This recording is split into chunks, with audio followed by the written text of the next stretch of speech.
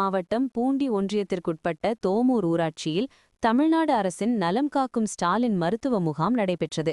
இதில் ஆயிரக்கணக்கான பொதுமக்கள் கலந்து கொண்டு பயனடைந்தனர். இந்த மருத்துவ முகாமை திருவள்ளூர் சட்டமன்ற உறுப்பினர் வி.ஜி. ராஜேந்திரன் தொடங்கி வைத்தார். இந்த முகாமில் பொதுமக்களுக்கு அளிக்கப்பட்டு வரும் சிகிச்சைகள் குறித்து மருத்துவர்களிடம் கேட்டறிந்தார். இந்த முகாமில் கர்ப்பிணி பெண்களுக்கு ஊட்டச்சத்து பெட்டகங்களை சட்டமன்ற உறுப்பினர் வழங்கினார்.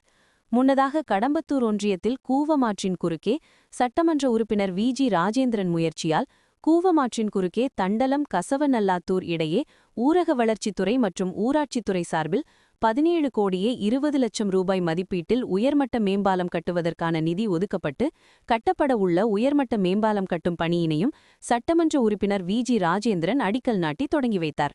இந்த நிகழ்ச்சிகளில் மாவட்ட ஆட்சியர் பிரதாப், ஒன்றிய செயலாளர்கள் மோதிலால், ஞான ஒளி உள்ளிட்ட திமுக நிர்வாகிகளும் அரசு அலுவலர்களும் பொதுமக்களும் கலந்து கொண்டனர்.